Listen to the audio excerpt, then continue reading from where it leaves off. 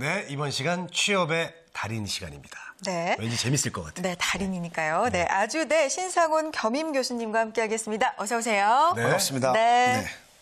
아, 교수님 참 반갑습니다. 예.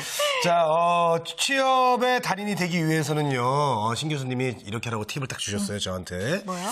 예, 이따가 알아보면 알 수 있습니다. 네. 자, 달인들의 포인트 저희와 함께 알아보도록 하겠습니다. 네, 오늘 준비된 내용 어떤 내용인지 키워드 통해서 알아보겠습니다. 오늘의 주제, 인맥 관리에서 해답을 찾아라. 오. 그래요. 인맥 관리. 저도 이 말 정말 동감해요. 저도 네. 이 방송하면서 인맥처럼 이렇게 중요한 게 참 없는 것 같거든요. 네. 예, 그래서 지금까지 방송한 거 보면은 이렇게 인맥을 통해서 한 경우도 되게 많았어요. 네. 정말 중요하다고 생각이 드는데 어떤 내용인지 한번 알아볼까요? 네. 단순히 이게 사람을 알고 지내는 것의 단계를 좀 넘어선 인맥관계가 구직시장, 특히 취업을 하는데 굉장히 큰 도움이 됩니다. 네. 저는 이제 우리가 그 정상적인 방법이라고 일컬어지는 입사지원서를 내고 취직이 되는, 우리가 보면 이게 순기능적 취업이라고 볼 수 있는데요. 여기에서 조금은 좀 탈피를 해서 요즘 이제 청년 구직자들에게 굉장히 그 고난도의 스펙이 요구되어서 좀 문제가 되고 있기도 하지만 이 스펙도 넘어뜨릴 수 있는 게 바로 이 인맥이다. 그 비법이 뭐겠느냐. 흔히 이제 우리 대한민국 사회에서는 333이라고 해서 3단계만 거치면 그 아는 사람을 쉽게 찾을 수 있다. 뭐 이런 이야기 쉽게 통용되지 않았습니까? 네. 여기에는 인맥에 가장 중요한 게 이제 항맥이 있고 또 지연이 있고 또 한 가지 뭐가 있죠? 혈연이 있죠. 혈연이 그렇죠. 있죠. 그래서 우리나라는 이러한 좀 특수적인 구조를 가지고 있기 때문에 서양의 다른 나라들과는 많은 좀 구직 활동에 있어서 차이가 있을 것 같아요. 네. 이 사회에 나오면 근데 인맥이 중요하다는 걸 알잖아요. 네네네. 많이들 아는데 취업할 때도 인맥이 중요하구나. 요게 좀 저는 새롭거든요. 인맥이 좀 작용을 해서 취업이 잘 된 그런 사례가 있을까요, 교수님? 그 우리가 이걸 잘못 이해하면 네. 마치 어디에 청탁을 해서 그렇죠. 뭐 조건이 되지 않는데 청탁을 해서 예. 이 사람한테만 특혜를 받아서 사실은 입사가 됐다라는 걸 인맥 관리라고 오인할 수도 있습니다. 네. 근데 이제 오늘 이 달인편에서 다룰 내용은 그러한 개념과는 전혀 무관한, 그런데 이제 어떻게 인맥 관리를 했는데 긍정적인 영향을 미쳤는지 이런 이야기를 좀 해볼 건데요. 사실 그 똑같은 조건인데 특정한 인맥 관리를 통해서 하루 전날 아주 정답에 가까운 면접에 답을 받았다라고 한다면 두 분은 그 사람들의 인맥 관리 비법이 궁금하지 않냐 이거죠. 그렇죠. 거의 뭐 정답을 그러니까 전달받았다는 받았죠, 거죠. 바로 받았죠. 전날. 네, 바로 실제 전날. 그런 경우가 있으니까 있습니다. 말씀을 하시는 거잖아요. 네네. 좀 소개를 해주세요. 네. 이 내가 알고 있던 친구는 이 회사뿐만 아니라 대기업에도 여러 번 서류 전형에 낙방을 했습니다. 서류 전형에 낙방을 했다는 것은 일반적인 스펙 기준에서 사실은 좀 걸러졌다고 볼 수 있는 거죠. 네. 그런데 여느 지원자와 다른 행동 하나를 더 합니다. 이른바 우리나라에도 이제 대기업 인사 담당자에게 자필로 쓴 엽서로 이 땡큐 레터라는 걸 보내줍니다. 네. 내 비록 실력이 부족했지만 그 지원 과정에서 기사의 인사 담당자분이 저에게 이렇게 많은 지원과 호감으로 끝까지 잘 부사표 주었던 것에 깊은 감동을 받아서 이 엽서를 보냅니다. 비록 떨어진 회사지만 좋은 이미지라도 남길 수 있을 것 같습니다. 라고 하는 땡큐 레터를 보냈어요. 네. 제가 이걸 받은 인사 담당자 입장입니다. 요즘 그런 사람이 있었습니까? 없을 것 같아요, 없죠? 많이. 네. 뭐 핸드폰으로 되게 이렇게 이메일 문자 통보를 하기 때문에 에이씨 그러고 말죠. 그렇죠. 아니면 그게 답장을 보내거나. 근데 회신될 수 없는 전화번호입니다. 사무실 네. 전화번호를 하니까. 인사 담당자 입장에서 너무 기특하고 고맙고 미안해서 이걸 사실은 이제 그 사람의 서류를 한번 다시 들여다본 거예요. 보니까 미묘해요. 큰 차이가 없습니다. 뭐 전체 평점 가점 기준에 한 2, 3점 차이 정도 나는 거였죠. 그래서 이 사람의 입사 지원서와 이 사람의 그 땡큐 레터를 스테플러로 이렇게 찍어서 호니문 속에 그냥 책상 속에 넣어놓고 있었던 거죠.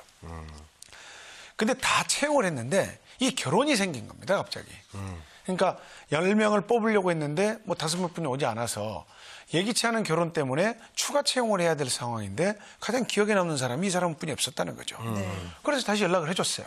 그랬더니 이 친구가 아직 구직 대기 중이라고 말을 했고 구직을 하려고 하면 우리 회사 올 때는 굉장히 면접 올 때 굽 높은 신발을 신고 오지 말아야 한다. 그 이유가 뭐냐? 당신을 면접하게 될 임원이 키가 좀 작은 분이신데 그분은 지나치게 키를 키우기 위해서 치장하는 구직자를 싫어한다. 특히 여성 구직자였으니까. 네. 그런데 대부분 이런 정보가 없었던 다른 구직자는 자기가 할 수 있는 최고의 연출을 하고 간 겁니다. 그렇죠. 근데 그렇죠. 면접관 입장에서 볼 때는 최고 연출이 최악이었던 거죠. 그래서 합격이 된 사례가 있었습니다. 네. 네. 근데 과거 행적이 그렇게 중요한가요? 그것 때문에 이렇게 아주 중요한 그 1대1을 그렇게 떨어뜨린다는 게 좀 이해할 수가 없는데요. 이게 이제 비단 그런 친구들의 특별한 케이스도 있지만 대부분의 대기업에 한 사람의 지원자를 뽑는데 1,000명 정도가 몰린다고 하는데요. 네네.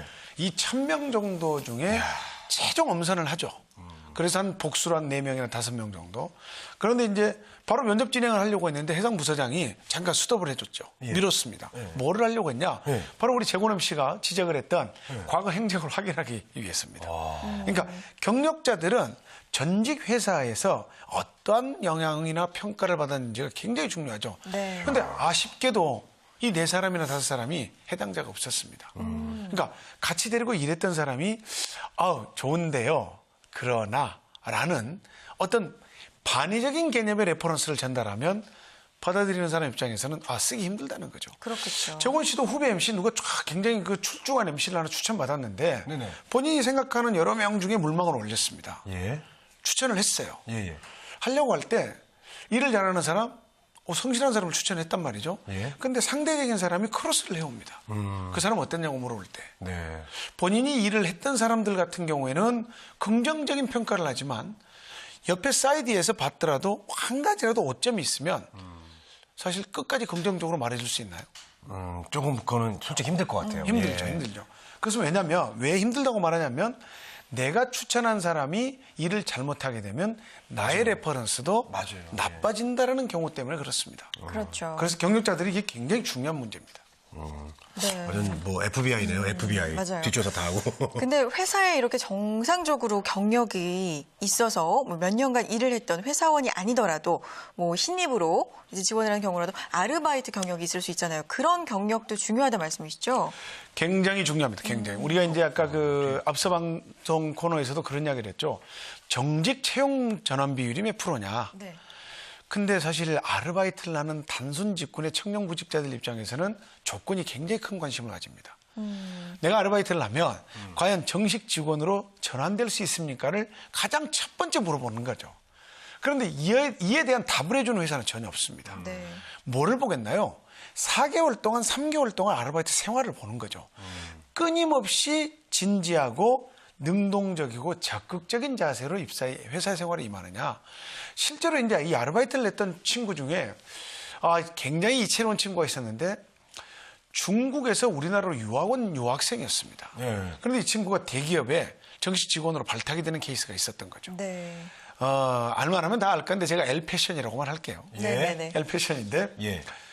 국내 대학생들을 포함해서 약 10명 정도의 신입사원 공채를 하고 있었을 때인데 네네. 유일하게 이 친구가 지원을 했어요. 근데 이 친구가 어디서 근무를 했냐 그러면 L패션 사실은 생산 직군에서 일을 했어요. 네. 아, 그래요? 어떤 일을 했었냐? 네. 중국에서 원단을 수입하는데 원단을 고르는 작업을 우리나라 그 임원분이랑 같이 하고 다녔었대요. 물론 이제 통역하고 다녔겠죠. 예. 근데 이 친구는 계속 상위 버전의 보직에 일자리를 기회를 주겠다고 해도 자기는 생산직에 있겠다.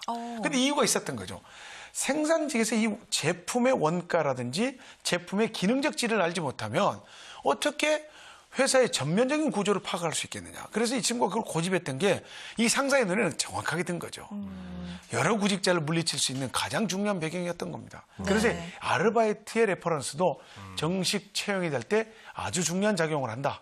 꼭 이렇게 이야기를 해주고 싶습니다. 네. 아니 그러면 다 그 네트워크가 그렇게 다 돼 있다는 거예요? 물론이죠. 그럼 예를 들어서 편의점 같은 경우도 사장님한테 전화해 보겠네요. 합니다. 전화해봐요. 요즘 이제 두 분은 좀 화들짝 놀라시겠지만 이 감시 카메라를 달아놓는 이유가 물론 이제 범죄로부터 보호하려고 하는 순기능도 있겠지만 오너가 뭐를 관리하려고 하죠? 수입. 그렇죠. 돈을 만지는 일을 하다 그렇죠. 보니까 물론 시스템으로 되어 있긴 하지만 이제 우리 시쳇말로 과거에 그 외부 사람을 고용을 하면 삥땅 칠 확률이 높다. 방송에서 비속어지만 그게 뭡니까? 그래서 가족을 쓰는 경우가 많고 그렇죠. 예. 특히 대기업들 과거에 회계나 격리 업무를 하는 사람들을 가족으로 앉혔던 이유도 그렇고요.